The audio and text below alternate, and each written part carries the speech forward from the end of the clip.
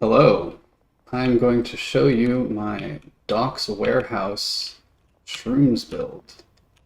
There is a lot to go over here, so if I miss anything, please let me know in the comments. Where to begin? I guess I'll do the same as the last video and start by going around the room and showing where everything goes. So let's start with the shelves here. Make sure there's a 2 wide gap between the wall here and where you put down your shelves.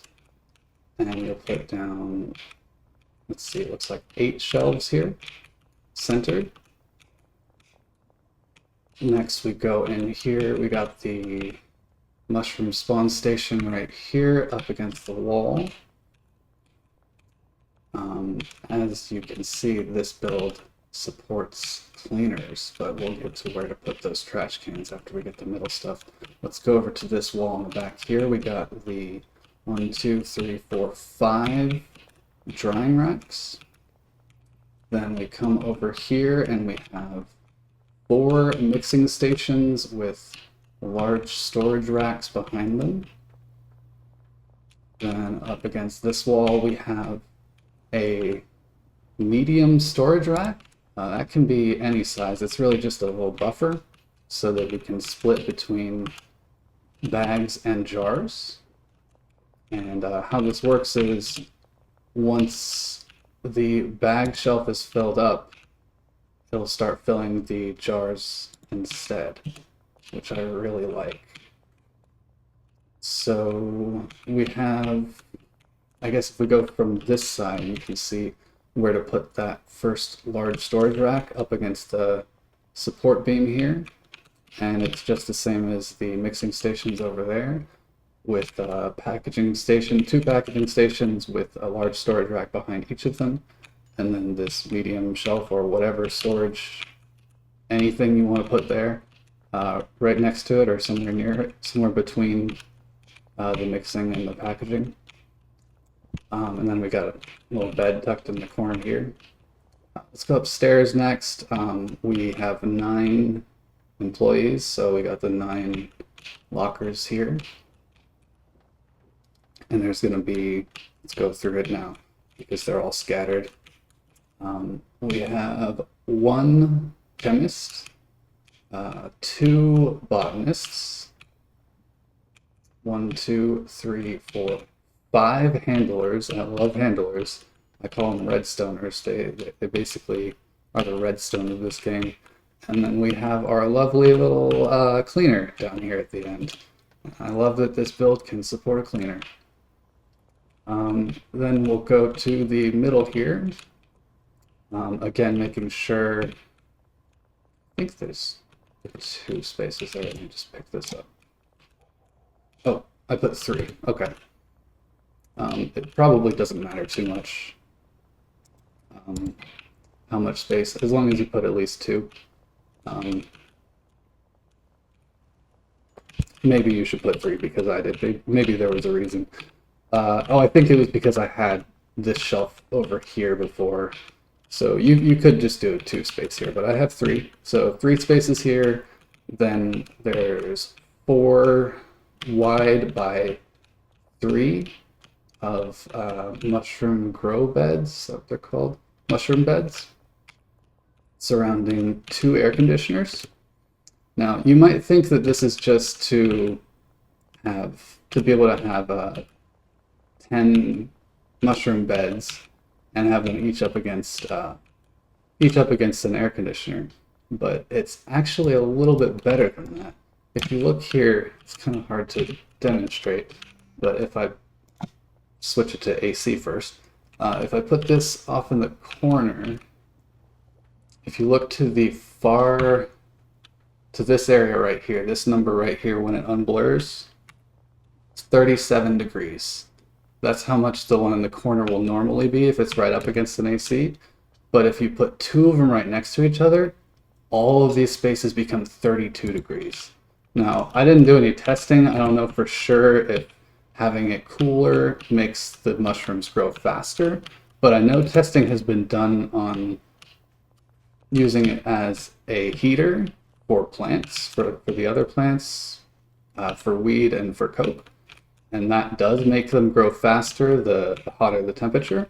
So I'm assuming that having them all as low as possible is actually making them grow faster. And let's see. Yeah, even the one right next to it, this one right here, when it unblurs, it's 34 degrees. Even that's not quite the minimum. You can get it even lower with these two next to each other. So that was a really cool discovery. Then we have the garbage cans. Let's see, I put them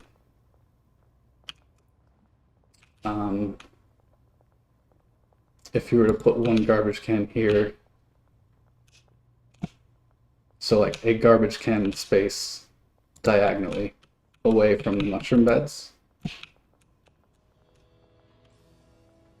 I can't think of a better way to describe that. So yeah, a garbage can space diagonally away, a 4x4 away. And we have them on all four corners. And if you look at the edge, it covers those two mushroom beds.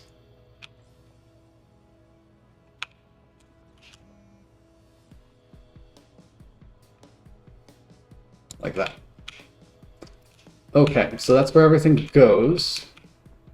And now, of course, the cleaner isn't going to be using these two garbage cans right now. But I'm not going to save anyway. I'm going to reload the game. So let's go over all of the wiring. That's the complicated part. Where to even begin with that? Let's just start with going around the room where everything's pointed, right? No, I think it's actually better to start with where the redstoners are putting things. So the handlers, you have one handler whose job is to take in the 4 mixing ingredients, 1, 2, 3, 4 onto these shelves. And you have to make sure to set the filters for all of those. It's very important. I think I forgot to do that for this farm or for another farm, and I ended up with everything mixed everywhere, and it was a good thing the plants were still growing and I had time to fix that. But yeah, make sure all of the filters are set. So the first handler will take in the 4 mixing ingredients to those 4 shelves, and then the bags to this shelf. Also have the bag filter as well. All of these shelves need filters. Even the ones that don't need filters, you should probably just put filters on them anyway. So that's the first handler, the 4 mixing ingredients in the bags. From loading dock 1 to these 1, 2, 3, 4, and 5 shelves.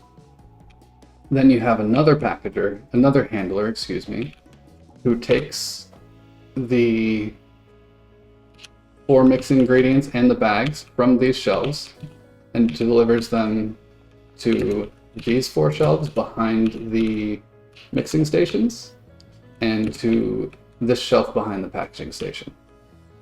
Then you have another handler who takes the mixing ingredients from these shelves and puts them in the mixing stations and takes the bags from this shelf and puts them in this packaging station. So that's the first 3 handlers. Then, let's see. They're all on break, so let's see if we can find the next one. Okay, I think the rest of them only have like 4 fruits per. No, this one still has full. So, right, that's the 3rd who moves everything from the racks into the stations. So then the last 2, let me make sure I have this right. Okay.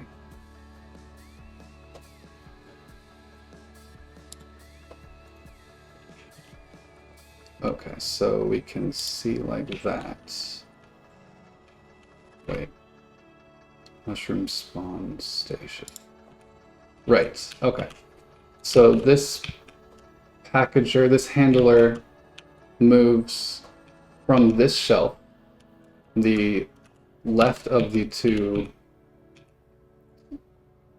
mushroom ingredient or mushroom stuff shelf, into the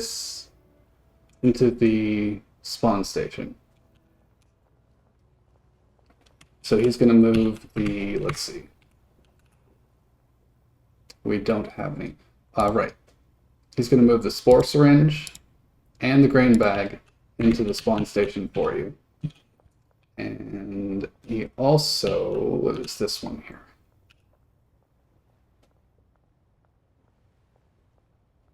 Right, he's going to be loading the packaging station with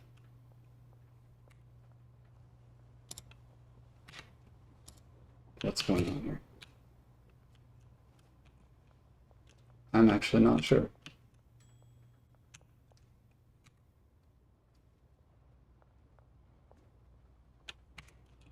Oh, is he? Okay, I am sorry. Technical difficulties. I don't know my own build.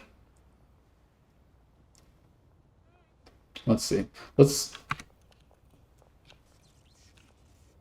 go back and see. Let's see. Large storage rack to large storage rack. Then we have this guy who's loading which packaging station. I might just have things reversed. Okay, I think I made a small change like last minute to make it slightly more efficient. So it looks like, I'm not sure, but you need to have someone loading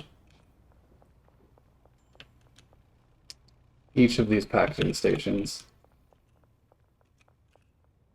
I'm going to try to salvage this. I apologize.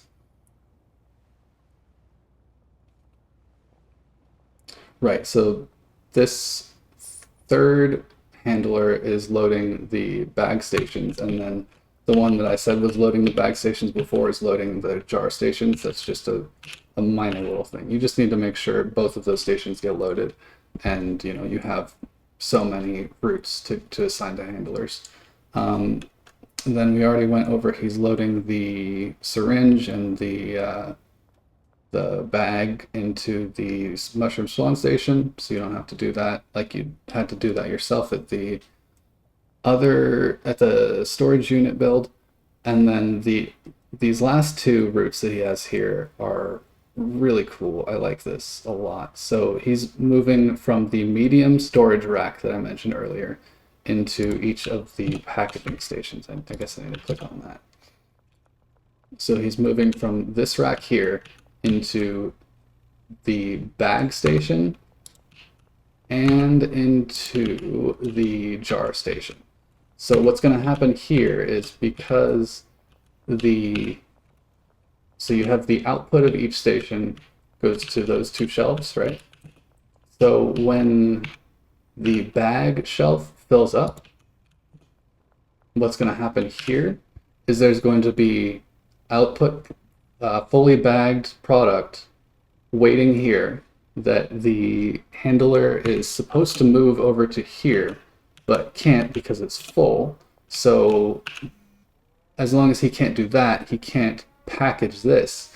So now when the handler who moves things from here to the packaging stations tries to move it to here, he's not going to have any room, and then it's going to overflow into the jar station.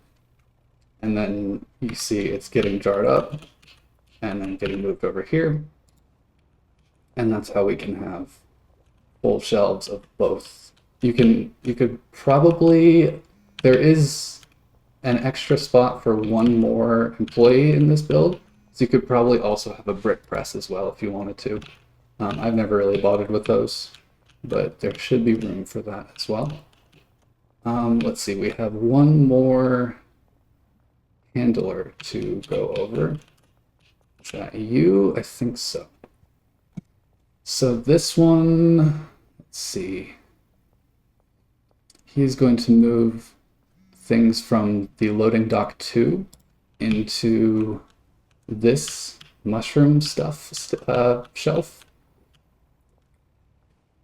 And then I believe he is going to move, yes, he's going to move it from that shelf into the next shelf. So this has a buffer just as big as of a buffer as it has with the mixing ingredients and bags. It's just they're right next to each other instead of having the shelf but be behind the station or something. You could set it up that way as well, but I just put them next to each other to make an even number of shelves at the front here. So anyway, he's going to, I can find him.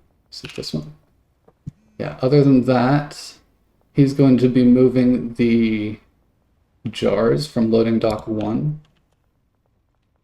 The first handler was only moving the 4 mixing ingredients and the bags. He wasn't moving in the jars, so this guy takes that job. And then he's going to move, it looks like, yeah, he's going to move the jars from that shelf into this shelf. I think that about covers everything. I should probably go over the botanists because that is a little bit weird. One of the botanists, so I put these in order of priority I would like them to do them in. I'm not sure if that actually works, but if there is a priority, I would put drying racks first. So this one has 2 drying racks. They each have 5 mushroom beds, and then this one has the mushroom spawn station. And then the other one has 3 drying racks, and then again 5 mushroom beds.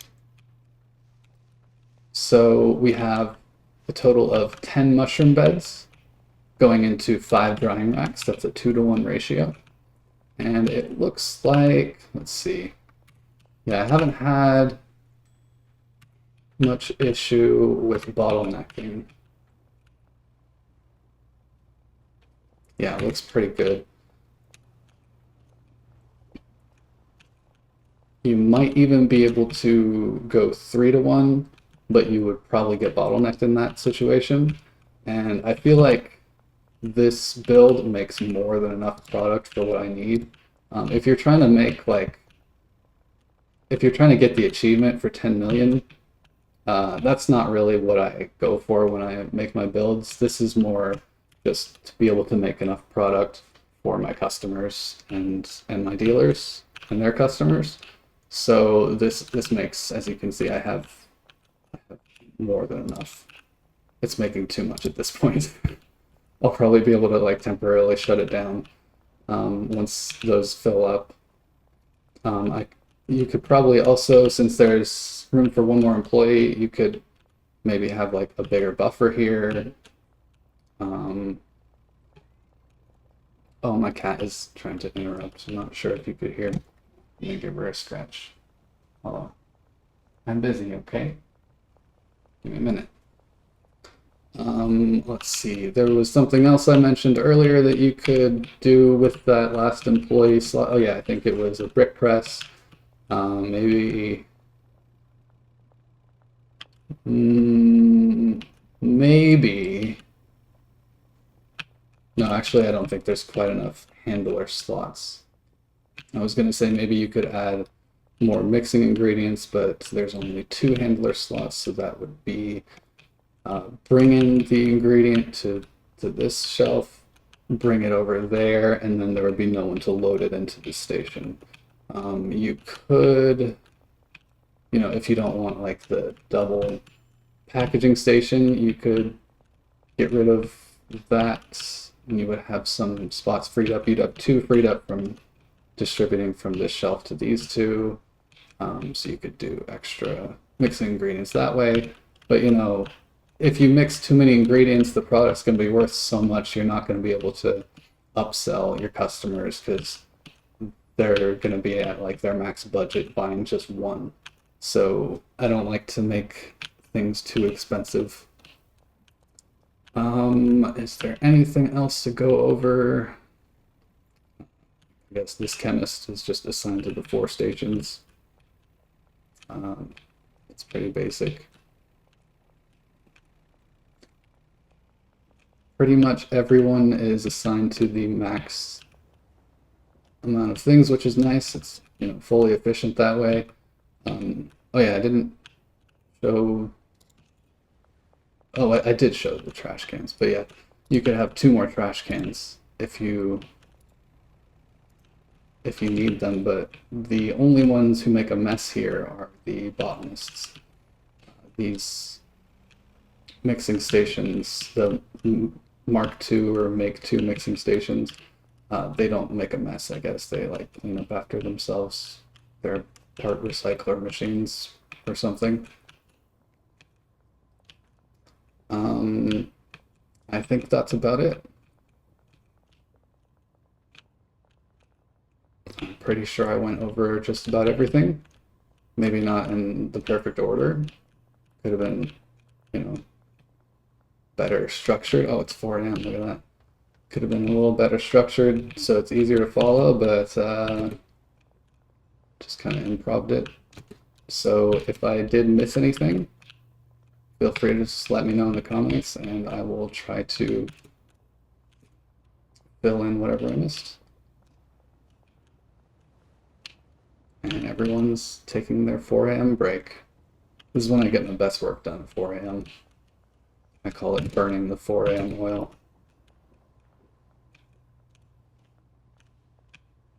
Alright, well, that's it for this video. I hope you like it. I like this build a lot. Bye!